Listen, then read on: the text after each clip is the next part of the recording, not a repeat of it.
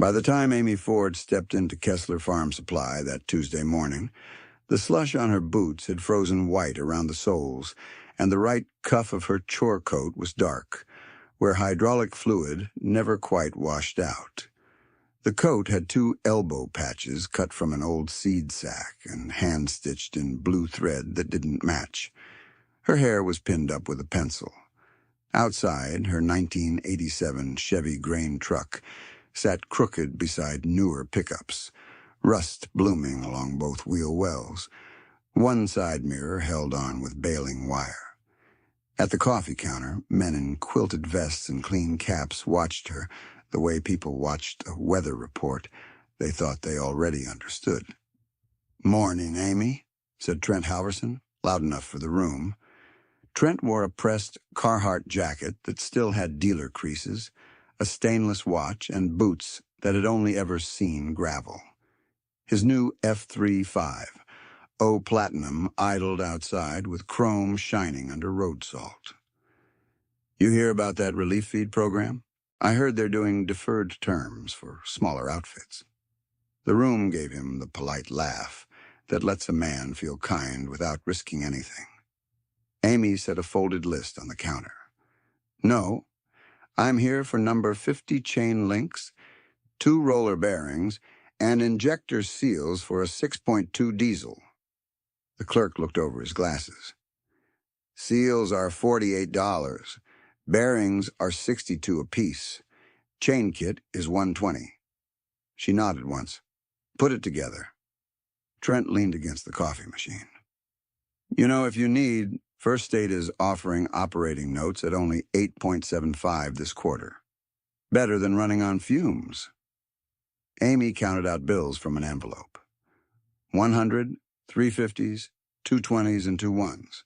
Exact change down to the dollar. No card, no hesitation. On the back of her list, there were columns in tight handwriting. Part number, vendor, expected life, replacement date. "I don't run on fumes," she said. "I run on maintenance."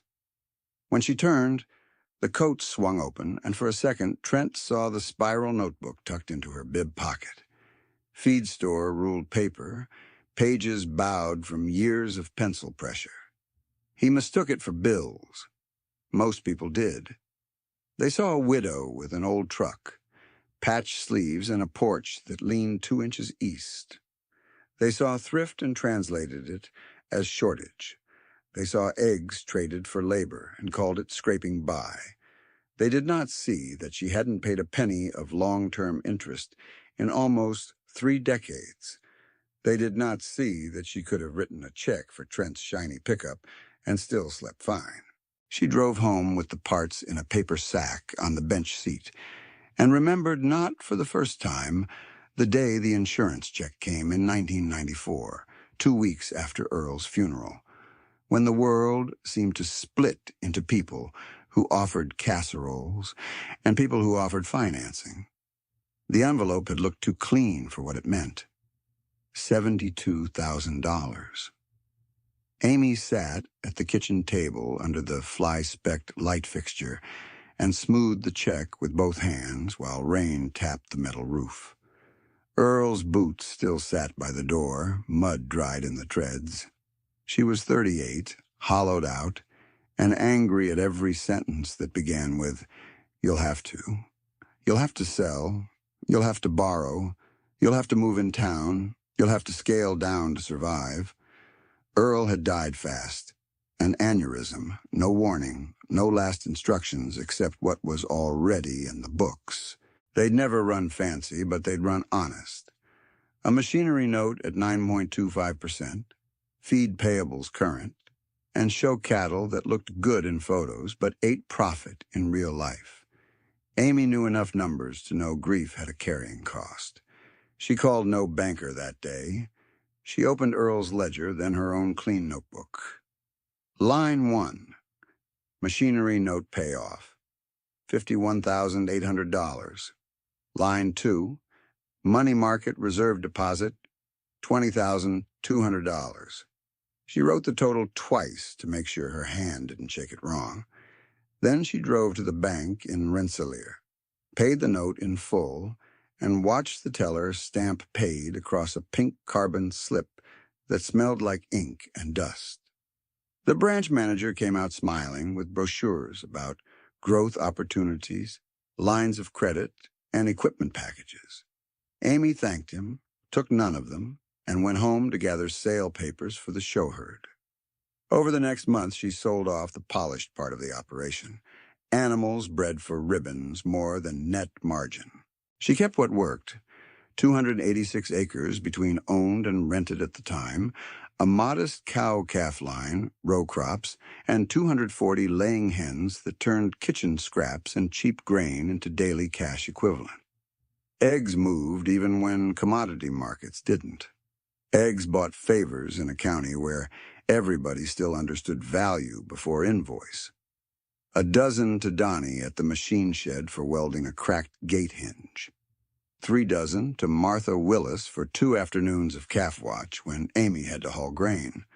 5 dozen to Rick Janes, who could make an alternator last another year with patience and profanity. She got teased for it.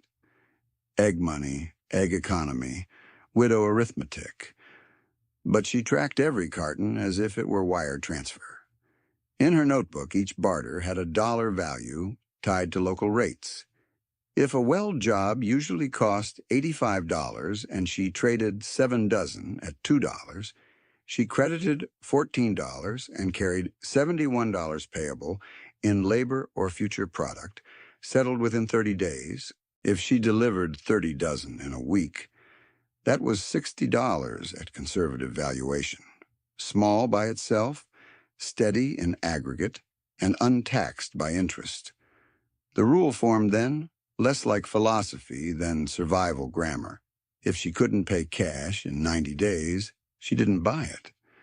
At first it felt like deprivation. When the neighbor boys rolled up with newer balers and dealer hats, when auctioneers sang over late-model tractors, when sales reps talked about not missing your window, it took discipline to stand in the back and keep her hands in her pockets. But discipline became muscle. She learned to ask different questions. How many hours before overhaul? Not what's the monthly payment. What's the bearing size? Not what color is the paint. What did this field net after fuel, fertilizer, and depreciation? Not what did it gross. There were years she thought she might break the rule anyway. In '98, after Hale chewed up half the corn, an operating note would have been easy. In 2001, when diesel spiked and one steer lot got pink eye and set margins on fire, easy again. In 2008, when everyone used home equity like a second checking account, the banker called twice to help her unlock flexibility. Amy said no each time, sometimes politely, sometimes tired. No debt didn't mean no risk. It meant she carried risk in daylight instead of hiding it in paper. It meant fewer toys and more repair days. It meant the 1987 Chevy kept running because she learned injectors, glow plugs, and wiring diagrams at the kitchen table with a library manual and a magnifying lamp. It meant her porch still leaned and her coat got patched instead of replaced. It also meant each avoided interest payment stayed home, where it could work. When money market yields were pathetic, she still kept reserve. When short CDs climbed, she laddered maturities. When Treasury notes hit 5.1%, she rolled surplus in 3-month blocks so liquidity stayed close. None of it looked like wealth because none of it was loud. Her son Luke once asked in high school why they never upgraded like normal people. She pointed to a rain barrel by the barn half full after a dry week. You don't wait until August to build a barrel, she told him. You build it when it's raining and everybody else is buying sprinklers. By the late 2000s, the farm's rhythm was nearly boring, which Amy considered a compliment. Spring. Inputs bought with cash discounts when possible. Summer. Hay and fence line. Fall. Harvest, then deliberate sales. Winter. Maintenance, books, and watching bases. She forward contracted corn when local bases tightened enough to lock margin, usually about 40% of projected crop, never so much she couldn't sleep through a drought forecast. Freezer beef was sold by deposit only, $200 down per quarter, non-refundable after cut sheet, so she wasn't financing other people's indecision with her feed bill.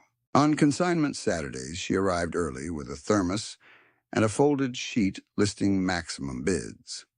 One March, she watched a clean gravity wagon, paint still bright, climb past $5,000 because two men with rivalry issues forgot what steel was worth. Her cap stayed down. 3 lots later, she bought an older wagon with a sound frame for $1,650 cash, then paid $220 for tires and $85 for lights. Total, $1,955. It hauled corn exactly like the shiny one. At home, she kept the barn swept and the accounts tighter than the broom lines. Her handwritten notebooks were dated, indexed, and cross-referenced, with bank slips in manila folders labeled by year. Every barter entry had initials from both sides. Every repair had parts cost and labor value. Every machinery asset had estimated remaining life in seasons, not guesses. People still mistook that for old-fashioned fussing. Then Prairie River Feed and Flour announced it was closing. The notice went up on a Friday and landed in stomachs by Monday. Private equity ownership out of Chicago. Memo language polished and bloodless. Strategic realignment. Efficiency consolidation. Rail optimization. In plain county terms, the only mill within 12 miles was shutting its doors because someone somewhere preferred bulk margins over custom loads. At the co-op meeting in the fire hall, folding chairs filled fast. Men who rarely agreed on rain forecasts agreed this was bad. Without Prairie River, most livestock producers would haul 41 miles each way for feed, then eat bagging fees and transport charges that penciled out to roughly $34 more per ton.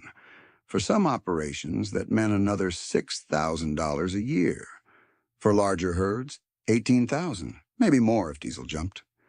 Voices rose in layers. We need a petition. County should offer abatement. Maybe we can get the state involved. Call the papers. Get one of the big regionals to keep it running. The big operators stood near the front in logoed jackets, talking payroll projections and incentive packages. One commissioner nodded at every sentence containing jobs and investment. A consultant in polished boots handed out cards with a website and no local address. Amy sat in the third row, coat zipped to the throat, notebook open on her lap. She listened through every speech and wrote down only numbers. Projected freight, estimated per-ton increases, distance, existing storage capacity, known equipment age. When the auctioneer handling asset disposition stood to explain the timeline, she raised her hand. He squinted, recognized her. Yes, ma'am? Can you provide the debt schedule tied to the property? She asked. And the latest environmental report, Phase 1, and any follow-up. The room went briefly quiet, the way it does when someone speaks a language people forgot was available. The auctioneer cleared his throat. Those are usually in the data room for qualified parties. I can qualify, Amy said. A man behind her whispered, not quietly enough. For eggs, maybe. She didn't turn around. She capped her pen and waited. The auctioneer nodded slowly. I'll have my office send instructions. Outside the hall, snow started again. Fine, dry grains moving sideways under the light poles. Men clustered in circles, planning letters and calls and pressure campaigns. Amy walked to her old Chevy, brushed powder off the windshield with her sleeve, and set her notebook on the seat beside the parts invoice from Kessler's. On the first blank line of a fresh page, she wrote, Prairie River, ask what it costs to own, not what it costs to complain. She stared at that sentence until the ink dried, then added a date in the margin and underlined own twice. By the time she reached her driveway, dusk had settled blue over the fields. The porch still leaned east. The yard light still buzzed. Nothing looked like the start of anything large.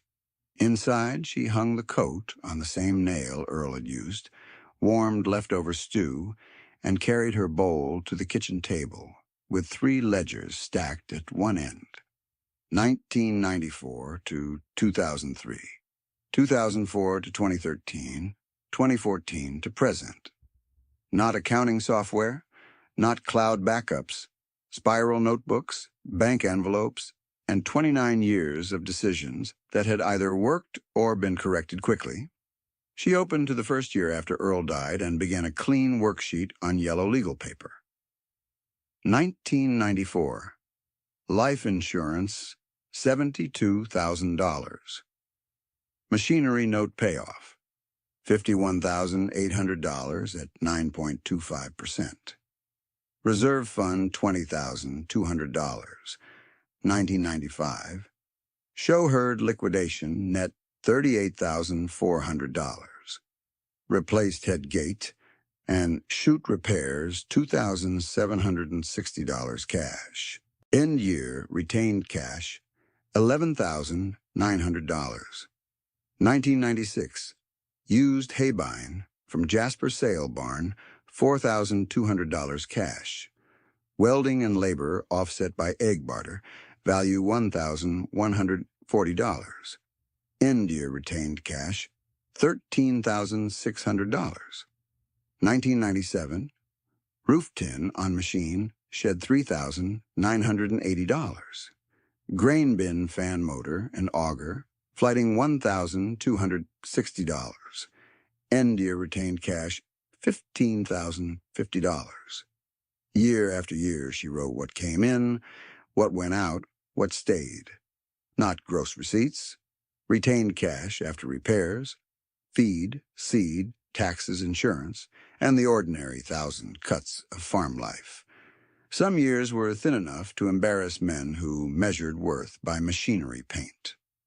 1998 retained cash, $8,300 after hail. 2001 retained cash, $9,120 after diesel spikes and vet bills. 2004 retained cash, $12,400 with low bean prices and 2 transmission rebuilds. Other years were stronger, and she treated strength the same way she treated weakness, quietly, on purpose. 2006 retained cash, $21,700. 2007 retained cash, $24,300. Split into reserve, CD ladder, and prepaid fertilizer discount. 2011 retained cash, $29,900 after good yields and disciplined forward contracts. 2013 retained cash, $31,200. Bought no new iron. Rebuilt old disc bearings for $780 instead. 2016 retained cash, $26,450. Rolled $18,000 into treasuries as rates improved. 2023 retained cash, $34,600. 3-month bills at 5.1%. Staged maturities every 4 weeks. By midnight, the worksheet had become 6 pages. She totaled annual retained cash across 29 years and got a number that still made her sit back every time she ran it. $4,600 contributed from operations and disciplined sales, not counting land value changes. She had never called it investing. She called it not leaking. She pulled a second sheet and did the compound math the same way Luke had shown her years ago on a basic calculator. Average retained amount around $17,400 annually, conservatively reinvested through money market returns, CDs, and short treasuries with changing yields over time. The effective blended return wasn't spectacular. It didn't need to be. Over nearly 3 decades, it grew to roughly $1.04 million in financial assets before land appreciation. Not magic. Arithmetic plus refusal. She wrote in the margin, "Interest avoided is income earned." Then she listed every major purchase she had made in 29 years that people called small thinking. 2002 used grain drill, $6,800 cash. 2005, bulk seed tender retrofit, $2,140 cash. 2009, rebuilt loader hydraulics instead of trade-in, $3,260 cash. 2010, freezer upgrade for direct beef sales, $1,980 cash. 2014, perimeter fence and posts, $6,200 cash over 2 seasons. 2017, used skid loader with 2,900 hours, $18,500 cash. 2021, grain truck brake, steering, and injector overhaul, $4,740 cash. 2022, bin unload motor replacements and sweep maintenance, $2,310 cash. She knew neighbors who spent more than her 10-year equipment total on one down payment, and some of them had done well for it in good cycles. She did not judge them for using debt. She judged debt only when it pretended to be profit.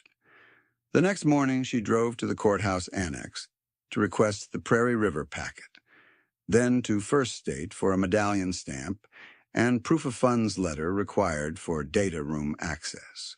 The lobby smelled like carpet cleaner and coffee. Holiday photos still hung near the teller windows, though it was nearly spring. Cal Morrow, senior AG lender, stepped out of his office and blinked when he saw her. "Amy Ford," he said, smiling with surprise. "Haven't seen you in here for a loan in, what, ever." "Not here for one now," she said. "Need transaction verification and a liquidity letter for a property review." He gestured her in anyway. "Have a seat." His office had framed posters about growth capital and risk-managed expansion. Cal was not a bad man. He had carried people through ugly years and sat with families at closing tables when no one else would.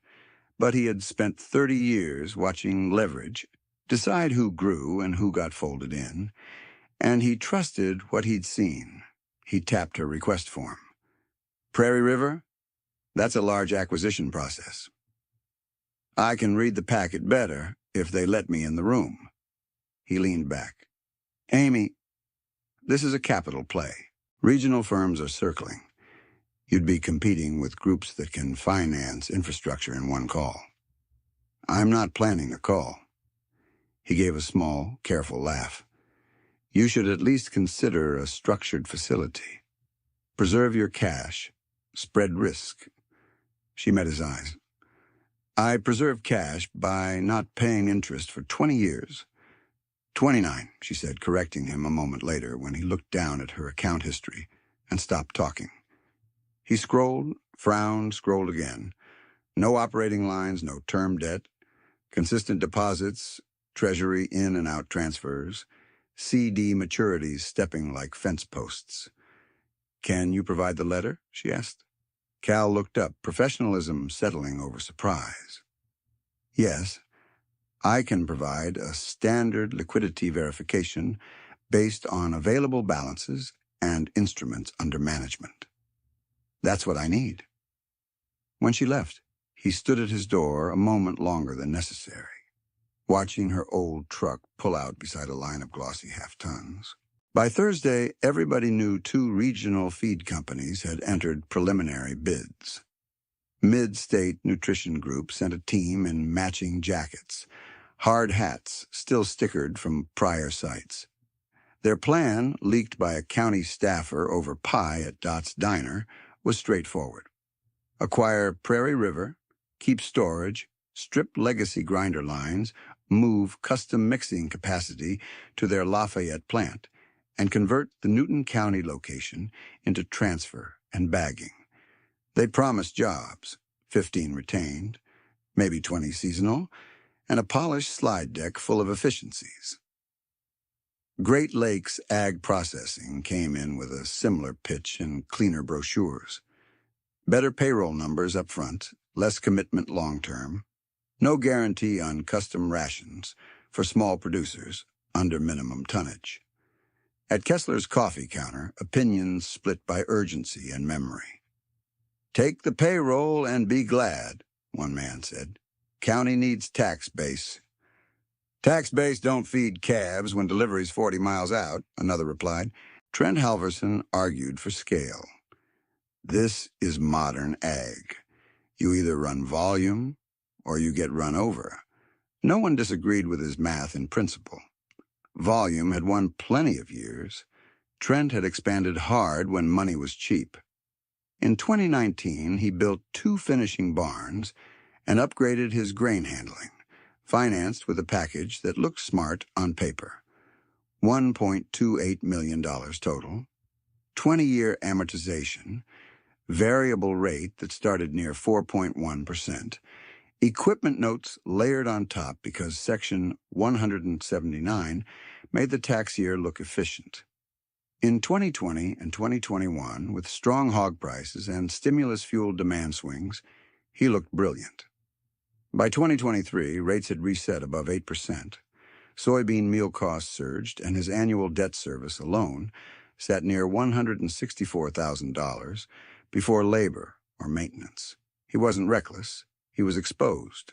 Across the county line, the Willis brothers had done something similar in crops, leased an extra 1,100 acres on aggressive cash rent, bought a late-model combine on a 7-year note, stacked operating debt to push scale. Their banker had signed because margins projected fine at trend yields and moderate rates. Then came 2 poor weather years and fertilizer spikes. Their rent obligations didn't care about rainfall. At church dinners and sale barns, people told those stories like morality plays, but Amy heard them as system diagrams: fixed payments versus variable income, interest resetting faster than output prices, optimistic projections meeting indifferent weather. None of those men were fools. Most were workers. Most got up before dawn and came home long after dark. Most signed paper they expected to honor. The economy had simply changed faster than the repayment calendar. Amy's own calendar changed slower on purpose. Friday afternoon, she delivered 24 dozen eggs to Donnie's shop and picked up a repaired auger gearbox. "You hearing all this mill talk?" Donnie asked, wiping hands on a red rag. "I'm hearing plenty." He squinted at her. "Folks say you requested the environmental packet. Folks should do less saying." He laughed once. "Fair enough. You need anything else welded this week?" "Not unless steel cracks." He loaded the gearbox in her truck, then lowered his voice. "For what it's worth, if someone keeps custom grind in county, it matters. My son's starting calves this year. 41 miles each way is not nothing." "It's not," she said. The first real shock hit in June. By then, early corn had curled by noon, and pond edges showed mud rings. NOAA maps painted northern Indiana in expanding shades of red. Moderate drought shifting to severe in pockets. Pasture growth slowed, hay yields projected down 28% regionally, and feed demand estimates rose before the crop was even made. At the same time, the Federal Reserve held rates higher than anyone borrowing variable had hoped. Operating lines repriced. Renewal meetings got tense. Cal Morrow spent 2 weeks calling clients in sequence, asking the same careful questions. What can be sold? What can be deferred? What can be renegotiated before harvest? For Trent, numbers turned from tight to punishing in 1 quarter. His variable note reset again. Monthly obligations rose another $2,700. 2 ventilation units failed in July heat, and had to be replaced immediately. $19,400 on short-term credit. A contracted buyer delayed pickup and regraded weights. Shaving margin he'd already counted. By August, he listed one barn at partial capacity and cut hired help to one full-time hand and his nephew weekends. At the co-op lot, he stood beside his spotless truck, looking like a man who hadn't slept. You ever feel like every decision was right for the year you made it and wrong for the year you're in? He asked Amy when she came for mineral mix. Yes, she said. That's why I make few of them. He barked a laugh that sounded closer to a cough. Bank wants more collateral cushion by fall. She nodded, not offering advice he hadn't asked for. Worse came for the Willis operation. Low yields met high rent, and one landlord refused reduction. Their operating loan, already stretched, rolled with penalty pricing. In September, they filed Chapter 12 to restructure roughly $2.3 million in combined secured and unsecured obligations. Not liquidation yet, but machinery auction flyers appeared that winter anyway. One nearly new combine, 2 planters, grain cart, tillage package. Lot notes read, lender directed. At Dot's Diner, people shook heads and said, bad luck, bad timing, bad rates. All true. Also incomplete. Amy's own drought sheet looked ugly but survivable. She bought supplemental hay early, before panic pricing peaked, because she had cash and no lender covenants restricting inventory timing.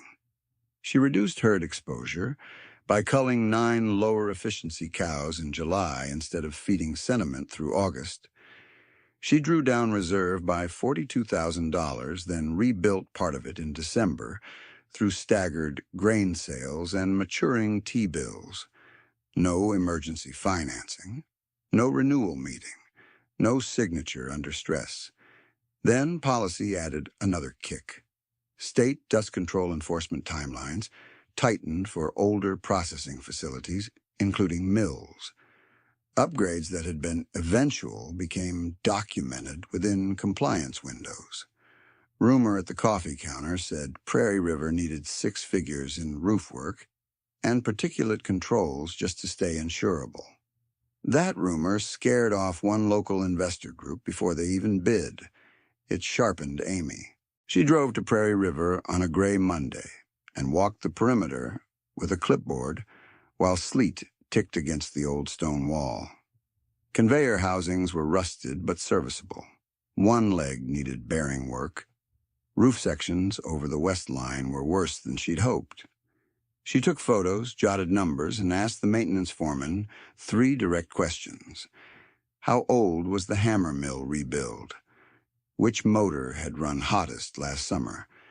Where did dust collect when humidity spiked? On her way out, she called Luke. You free tonight? She asked. For supper?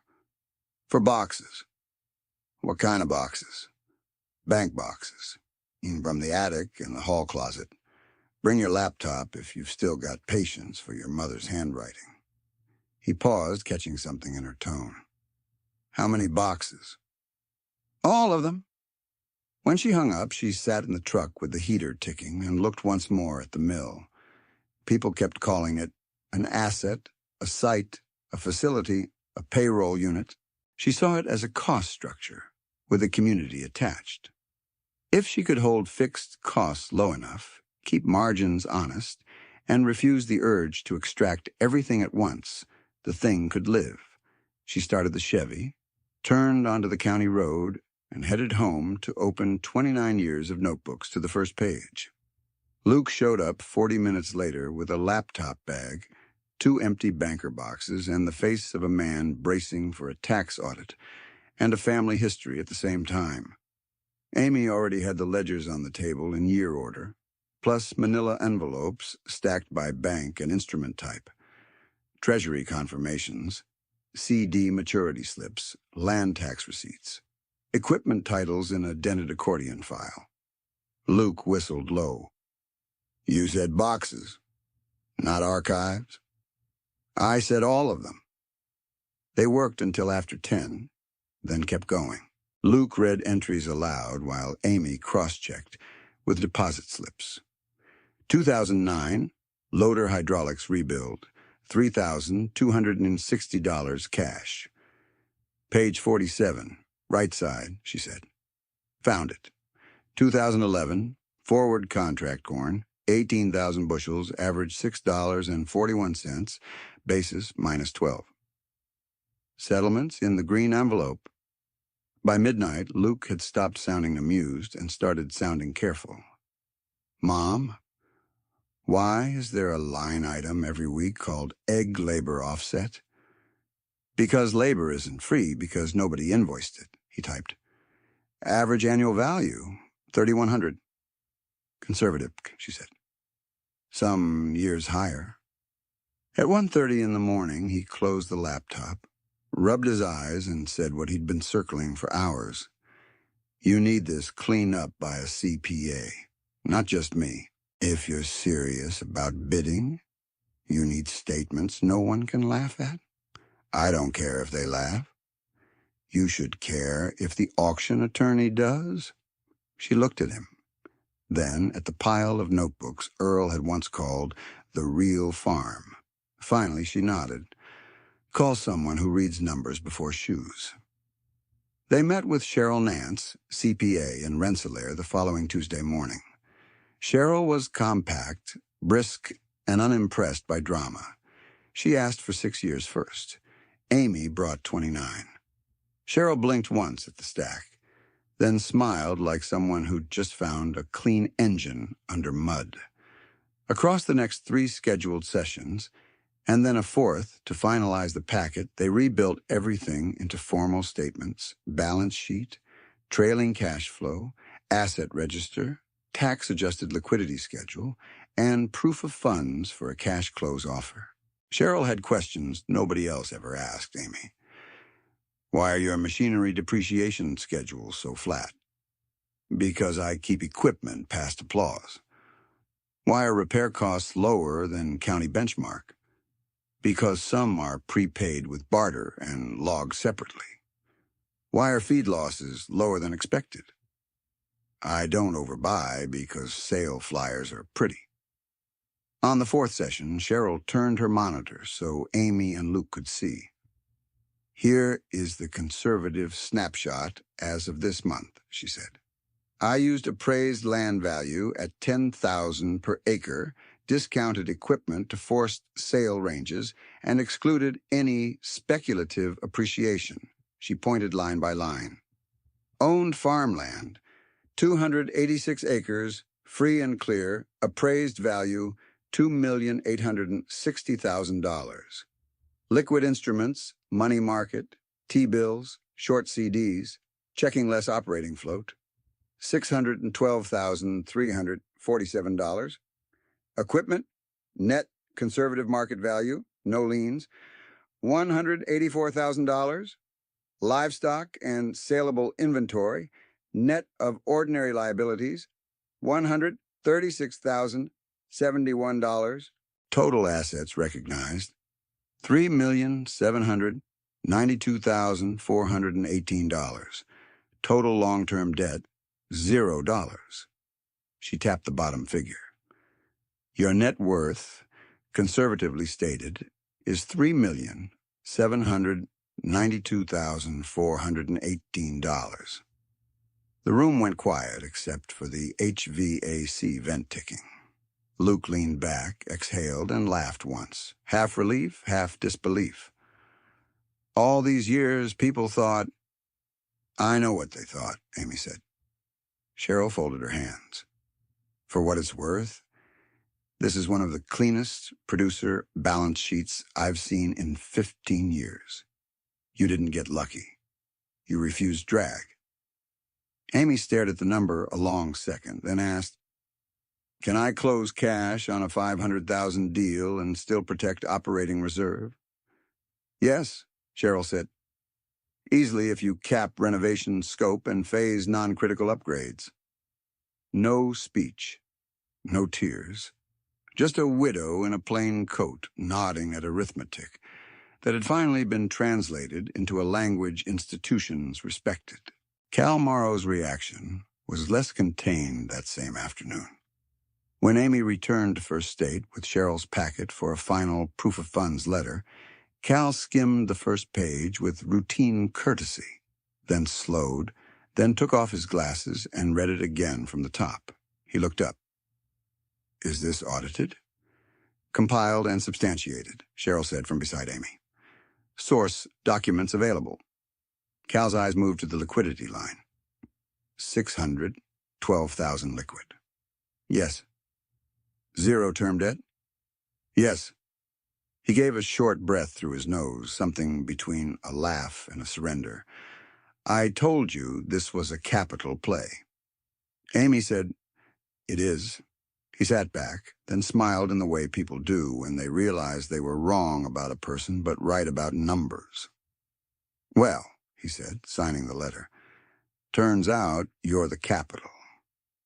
Word traveled fast because small counties run on combines and gossip.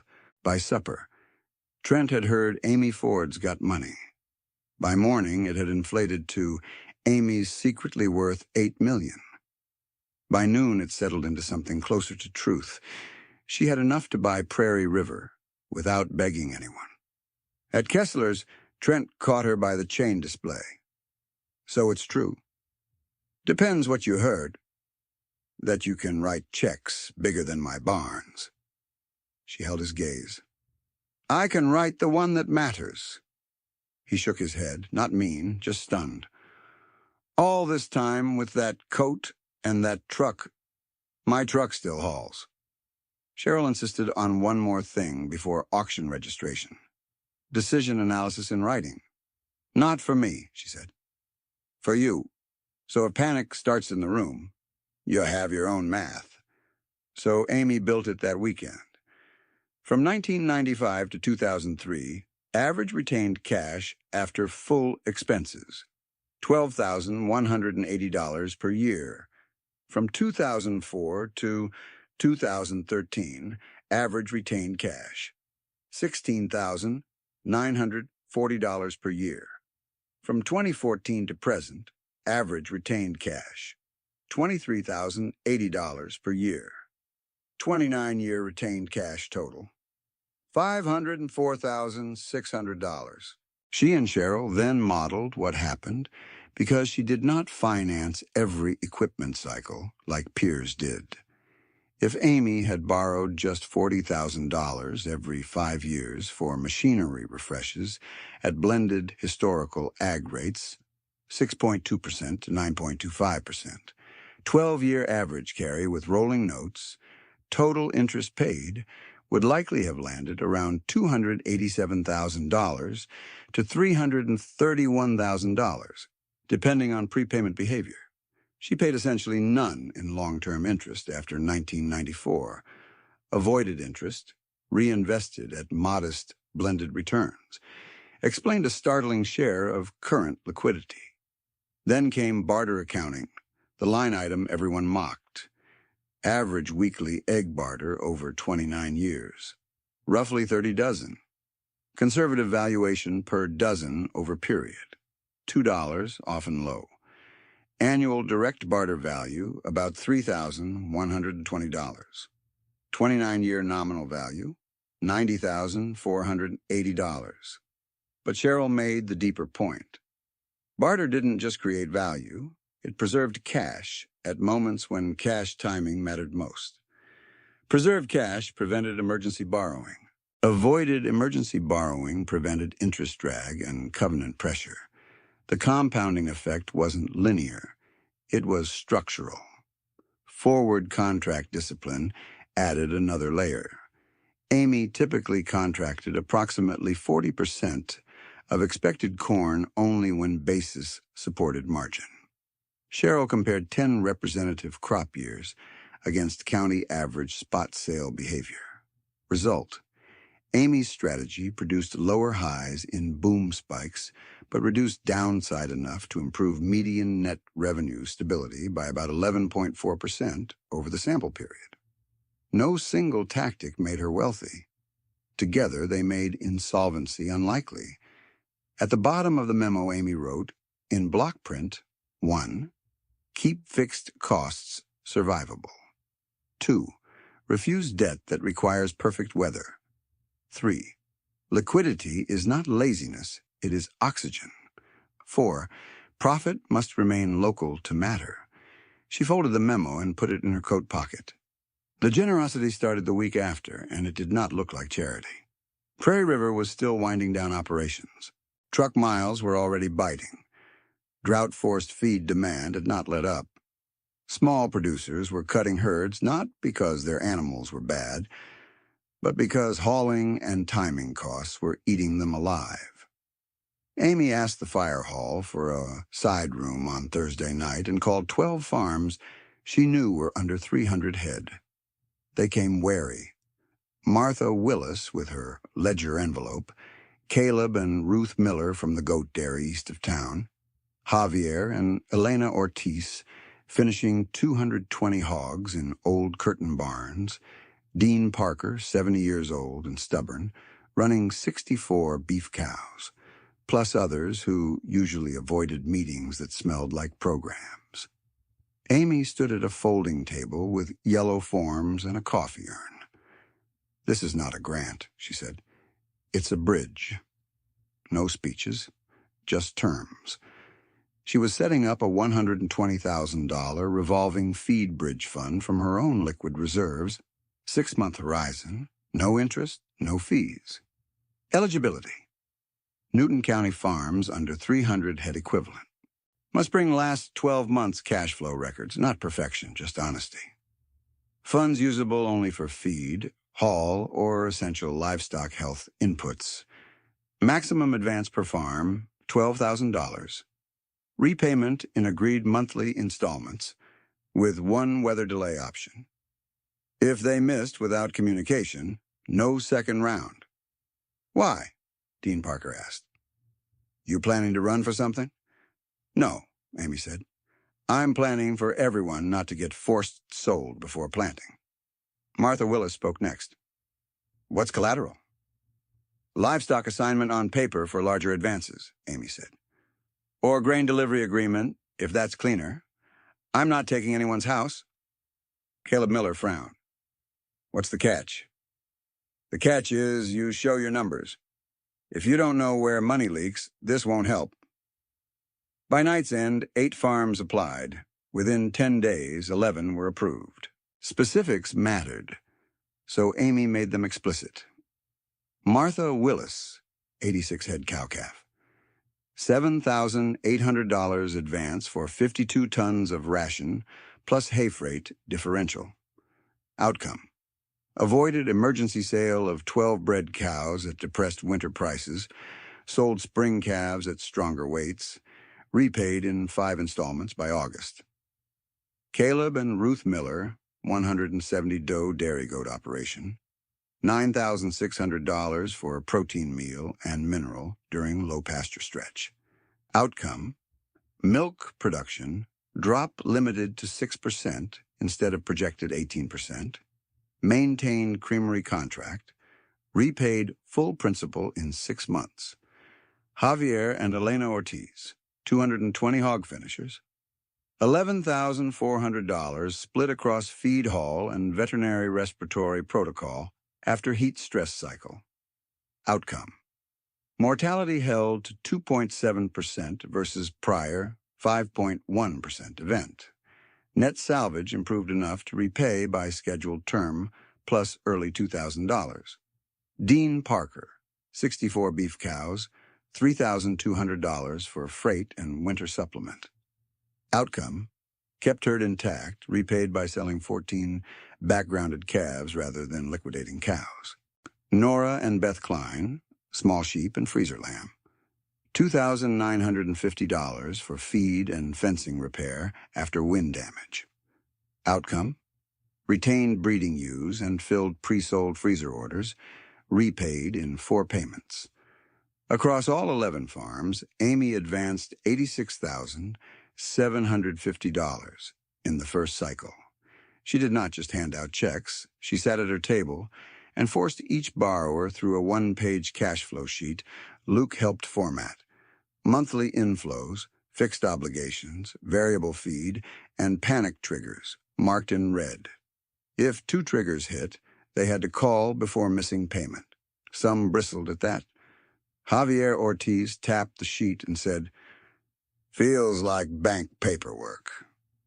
"Banks do it after you're in trouble," Amy said. "This is before." Even Trent came, though he wasn't eligible under the headcount cap. He stood in the doorway after most had left. "Guess I'm too big for your bridge," he said. "You're too leveraged for a 6-month paper," she replied, not unkindly. "But I'll give you this for free. Call your lender before they call you. Ask for term extension while your collateral still looks healthy." He nodded once, jaw tight. "Already did." "Then keep calling." Over the 6-month cycle that followed, from late summer into the end of January, repayment started exactly as scheduled on most files. 2 farms needed the weather delay option after late planning cut their cash timing. Amy approved both. One borrower tried to ghost in month 3. She drove out, sat at the kitchen table, and reworked the schedule with calf sale dates tied to market weeks. No yelling, just terms and accountability. At the close of that 6-month cycle, total advanced $86,750. Repaid on time, $71,900. Repaid with approved delay, $12,850. Outstanding beyond terms, $2,000. Cured in month 7. Default, 0. The bigger outcome was less visible. None of the 11 farms liquidated breeding stock that winter. At Dot's Diner, folks called it Amy's loan thing, half joking. Amy called it what it was, keeping productive capacity alive long enough for better decisions. On the first Monday in February, auction registration opened at the courthouse. Amy mailed her bidder qualification packet. Proof of funds, environmental acknowledgement, and a signed statement of intended operation, custom feed retention, phased compliance upgrades, local staffing priority. Before sealing the envelope, she checked 3 figures one last time. Available liquid after bridge fund commitments and operating reserve, $524,000. Maximum all-in acquisition, plus immediate repairs she would tolerate without borrowing, $520,000. Walkaway number if bidding lost discipline, written on a card in her coat pocket. She slid the packet into certified mail, watched the clerk stamp it, and felt the familiar steadiness she got when a gate latched clean. Outside, winter light lay flat over the square. Her old Chevy started on the second turn. On the drive home, she passed 3 farms that had taken bridge money, each with feed bunks full and smoke rising from vents. Surviving, not thriving, still in the game. That was enough reason to keep going. And now, for the first time, nobody could say she lacked the capital to do it. And now, for the first time, nobody could say she lacked the capital to do it. Auction day came in a hard March wind that shoved grit along the courthouse steps and made everybody hunch their shoulders like they were bracing for bad news. Inside, the hearing room smelled of old varnish, wet wool, and coffee gone bitter on a hot plate. Amy signed in, took bidder paddle 14, and sat in the second row near the aisle. Her coat was zipped to the chin.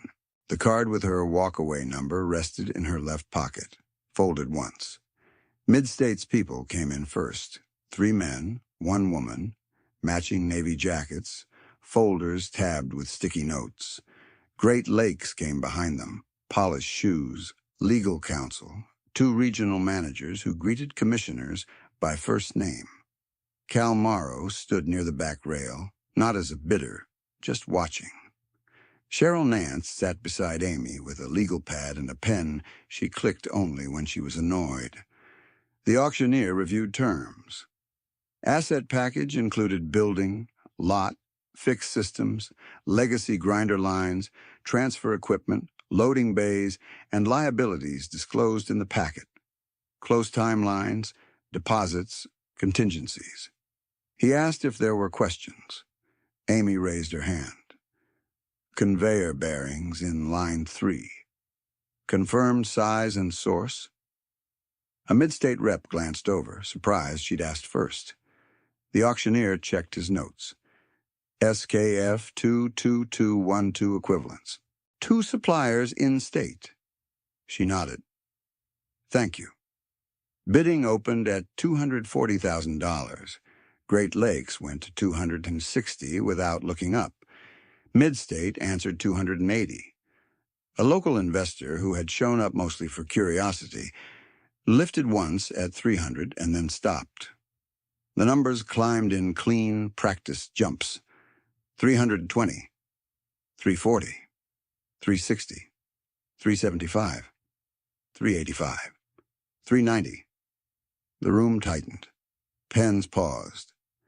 People looked at one another instead of the podium. Then Great Lakes Counsel leaned into his manager's ear, whispering with 2 fingers laid over a spreadsheet. The manager's jaw worked. He raised his paddle halfway, then lowered it. No bid. Whispers passed row to row. Roof estimate. Insurance rider. Dust compliance timing. Bigger than expected. They had expected a fold. The auctioneer scanned the room. At $300 to $90,000. Do I have $400? Silence. A chair creaked behind Amy. Someone coughed. She slid 2 fingers into her pocket, touched the folded card, and felt the edge of pencil lead beneath her thumb. Paddle 14 went up. $412,000, she said, voice level. Cash. 14-day close. Heads turned so fast it sounded like paper snapping. The auctioneer blinked. 412 from bidder 14. I have 412. Do I hear 420? Midstate's lead bidder conferred with his team. They did math with eyebrows and tiny headshakes, risk stacked on risk. Their woman in glasses asked for the updated roofline item again. Counsel frowned. No paddle. 412 once, the auctioneer called. Amy didn't move. 412 twice. Cal folded his arms tighter, eyes fixed on her like he was watching a bridge hold in floodwater.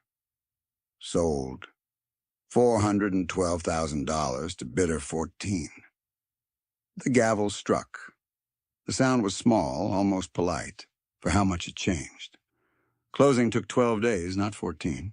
Amy wired earnest money from maturing treasuries, signed in Cheryl's office, then spent the afternoon in steel-toed boots walking Prairie River with Donnie, Rick Janes, and 2 electricians who trusted old systems if you treated them honestly. They stood beneath the west roof while sleet hissed on corrugated panels. Donnie pointed with a gloved hand. You patch this and this. You buy maybe 1 winter. You replace sections 1 through 4. You buy 10 years. Replace, Amy said. Rick knelt by a motor housing, ran fingers through fine gray powder, and held them up. Dust loads too high at this elbow. Compliance guy's gonna have a fit. Then we fix elbows before he visits. By night, she had committed another $168,000 from reserves. Roof sections, dust control upgrades, filters, spark detection, line seals, rebuilt hammer mill, bearing inventory, and a used but sound forklift from a plant in Kankakee. Total outlay, $580,000. No banknote, no partner vote, no one to impress except the books. She renamed it simply Ford Mill and Feed. The sign painter asked if she wanted Established 2024 in fancy script. Just block letters, she said. And put Feed first, where folks can see it from the road. The first winter tested her before the new sign paint had fully cured. corn prices slid hard after harvest. 2 ethanol buyers softened bids. Basis moved ugly.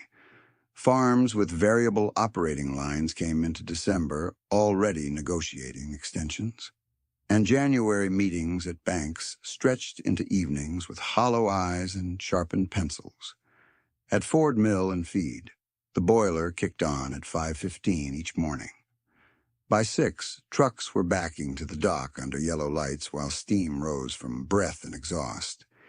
Amy worked the scale with fingerless gloves, pen behind her ear, and a clipboard smudged with ration formulas. She priced spreads thin and posted them on a whiteboard where anyone could read. No mystery, no gotcha freight after the fact. One Thursday, Dean Parker stomped snow off his boots and squinted at the board. "That can't be right. You're 11% under Benton's delivered price." "It's right," Amy said. "I don't have debt service hidden in your pellet." He stared another second, then nodded toward a younger man by the loading chute. "That your new hire?" "Willis boy, Aaron." "From the bankruptcy?" "From a family that still knows how to work," she said. "Back this truck up 2 feet, Dean. You're crowding my line."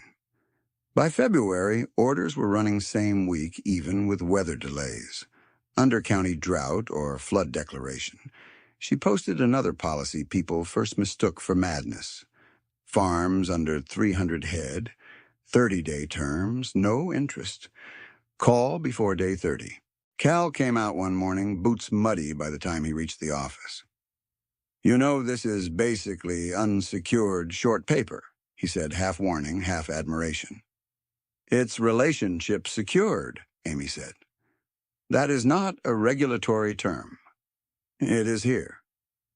He leaned on the doorframe and watched 2 brothers hand-bombing bags into a stock trailer. "You're going to get burned eventually." "I build for eventually." He gave a slow nod. "Fair." By August, the first bridge fund group had become something else. Regular accounts, then stable accounts, then examples. Amy held a Wednesday evening class in the break room once a month. Metal chairs, dry erase board, stale cookies, and a blunt title Luke printed on handouts. Cash flow before confidence. No one got money from her revolving pool without completing 4 sessions and signing a debt cap agreement tied to gross receipts. If they breached the cap, they lost eligibility for 2 seasons, no exceptions.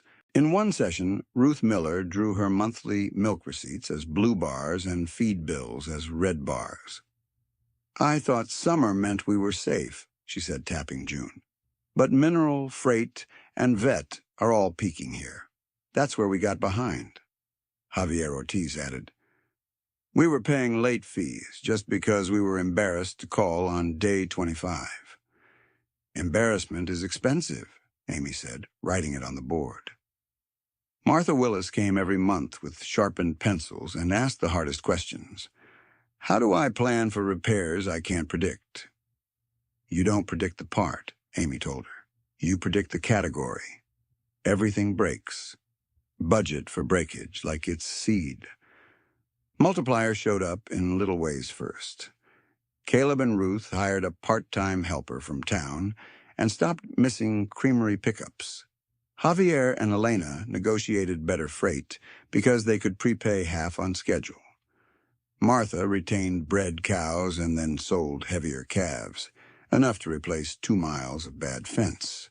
Dean Parker finally replaced a failing well pump before it died in July heat. Then it got bigger. At one class in year 2, Nora Klein stood up with Beth beside her and said, "We finished with no carryover debt this winter, so we put $2,000 into our daughter's poultry setup. 48 layers now." Amy raised an eyebrow. "You did projections?" Beth grinned and held up a notebook. "With your stupid color coding." The room laughed. No one called it charity anymore. They called it the course.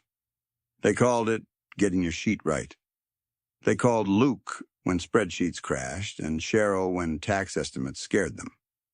Cal, who had once said capital play like a closed door, started teaching one session each winter on loan structure, where interest hides, how variable resets work, when fixed terms are worth the premium.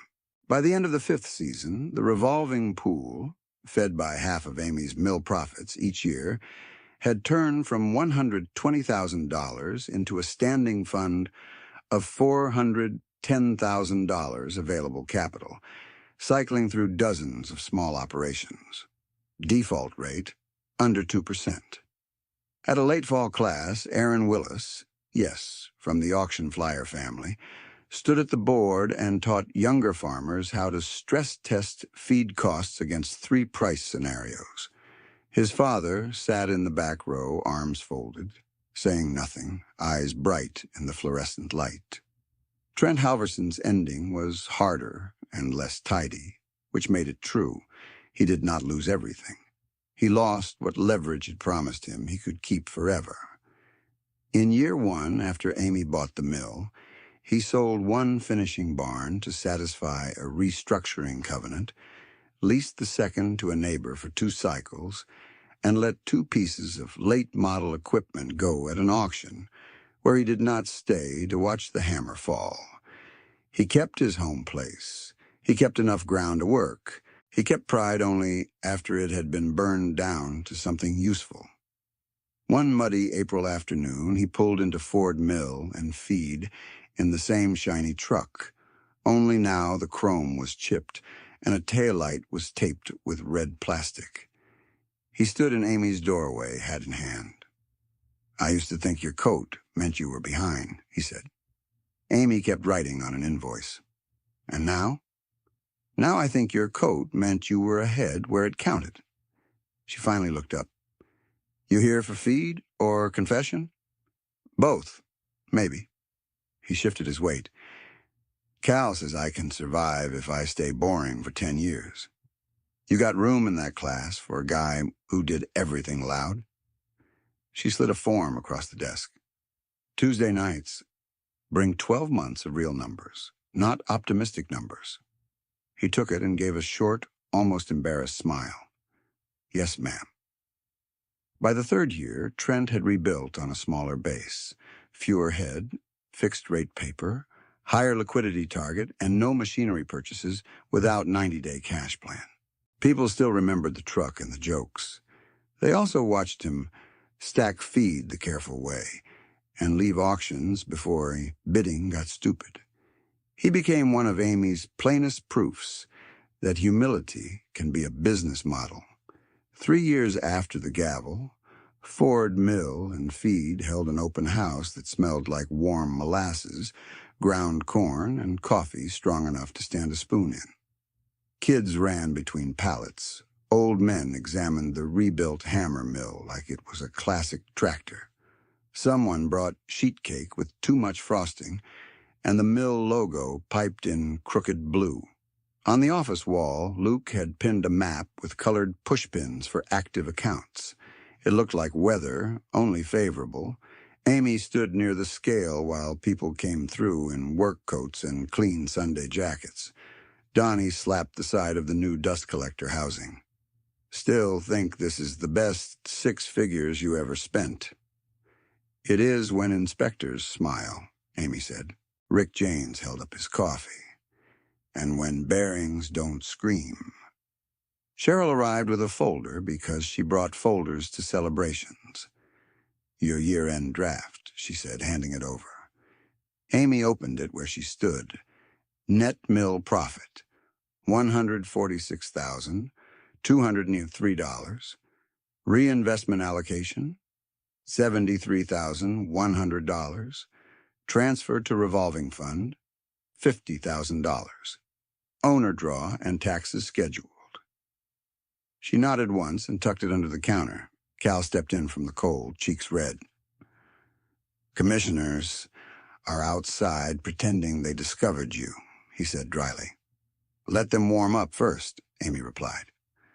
At noon, the commissioner who once favored polished slides asked for a few words. Amy refused the microphone. People came for feed and cake, she said, not speeches. Still, she allowed one small ceremony. On a shelf above the office window, she set Earl's old pencil and first ledger open to the page where line 1 read, machinery note, payoff, $51,800, no plaque, just evidence. Roll call in Newton County now sounds different, because names carry what happened. Amy Ford still wears the patched coat in cold weather and still drives the 1987 Chevy grain truck on short hauls, though Luke keeps threatening to retire it with honor. The truck starts on second crank in winter, first in July, and everyone knows not to borrow it unless they return it with a full tank and no new rattles. She runs the mill mornings, farm afternoons, books at night, and still trades eggs now and then. Not because she has to, because it keeps value personal. Luke Ford manages systems, scheduling, and the classes. He built a hybrid record system that digitized every notebook without throwing the notebooks away. He married a school librarian from Morocco, and their twins can already identify bearing sizes by sight because this county is strange in useful ways. Cal Morrow is still at First State, now giving fewer growth speeches and more stress test worksheets. He and Amy argue politely twice a year about risk definitions, and then eat pie at Dots. Cheryl Nance remains the adult in every room where numbers get emotional. She chairs the Mills Advisory Board, 3 seats, no nonsense, and has trained 2 younger accountants to work with small farms that used to be too small to matter. Donnie took a formal maintenance contract at the mill and finally hired an apprentice. He says the apprentice learns faster when paid in dollars, but he still accepts eggs in spring because tradition has torque. Rick Janes rebuilt the old Chevy's wiring harness one last time and now handles emergency calls for the mill fleet, cussing consistently, billing fairly. Martha Willis runs her 86-head operation with her daughter and has not missed a payment in 4 years. Her calves are heavier, her fences are straighter, her books are cleaner than most people with software subscriptions. She teaches the breakage budget module once each winter. Caleb and Ruth Miller expanded their goat dairy modestly, not dramatically, and added a second creamery contract only after they built a 3-month cash buffer. Ruth now mentors first-year borrowers who think panic is planning. Javier and Elena Ortiz diversified into custom backgrounding for neighbors and bought a used feed wagon in cash. After saving, after waiting, after saying no 3 times. Their son interns at the mill and can explain mortality math without flinching. Dean Parker finally admitted he was tired and leased part of his pasture to a younger couple from the class while keeping his core herd. He drinks coffee at the mill 3 mornings a week and offers unsolicited wisdom as a public service. Nora and Beth Klein grew that poultry setup from 48 layers to 300, then to a small, branded egg route that supplies 2 groceries and a diner. They still joke it started with Amy's stupid color coding. It did. Aaron Willis became feed operations supervisor at Ford Mill and Feed, then bought into a small ownership stake through the microloan graduate track Amy created in year 5. The Willis brothers' old acreage was partially recovered through patient leasing, not heroic borrowing. Pride came home slower than machinery, but it came. Trent Halverson farms lean now. He is neither cautionary tale nor comeback mascot, just a man who learned expensive lessons and now teaches one section of the course titled What Variable Rates Feel Like at 2 a.m. No one laughs during that one. As for the outsiders, Mid-State and Great Lakes both moved capacity where spreadsheets wanted it, exactly as planned, and left Newton County to solve Newton County. They are not villains, they are systems. Amy simply built a different system at a local scale. The farm itself still operates. Beans still go in. Corn still comes off. The porch still leans east 2 inches, because some things are not broken enough to fix. The rain barrel by the barn is now one of 4. The ledgers, paper and digitals, agree down to the dollar. Late one October evening, after trucks were gone and the mill lights clicked off bay by bay, Amy sat alone at her office desk, with a carton of eggs beside the keyboard, tomorrow's barter for a welding repair at the calf barn. Outside, wind moved through dry stalks with that soft, rattling sound like distant applause. Luke stepped in, carrying 2 mugs. "You're still here," he said. "So are you." He set a mug by her hand. "Cheryl sent final 5-year pool report." Amy opened the file. Loans issued, 63 graduates, 58 active, 5 default rate, 1.8%. She smiled, small and private. Luke leaned on the doorframe and looked around the office. The whiteboard spreads, the pushpin map, Earl's pencil on the shelf. "You ever think about all the people who were sure you were broke?" "Sometimes," she said. "Bother you?" She considered it, then shook her head. "No. Being underestimated is cheap rent." He laughed. "That should be on a sign." "It is," she said, tapping her ledger. "Just written smaller." He headed out, then paused. "Mom?" "Yeah?" "You didn't just save the mill." Amy capped her pen. "No, we saved terms. Mill was the tool." When he left, she shut down the computer, took the eggs, and walked to the door. She turned off the office light and stood a moment in the dark, listening to the building settle around her. Metal ticking, distant fan belt whisper, one last ping from the cooling pipes. In the yard, the old Chevy waited under the lamp, rust and all, dependable as arithmetic. She climbed in, set the eggs on the seat, and drove the short road home past fields that had fed people before her and, if handled right, would feed people after. At the porch steps, she looked at the lean to the east, the patched coat hanging inside by Earl's nail, and the rain barrel catching moonlight. She had never been poor. She had been patient, and patience, entered correctly on the ledger, had bought a mill, kept a county solvent through thin years, and taught a generation that generosity works best when it is built on discipline strong enough to last.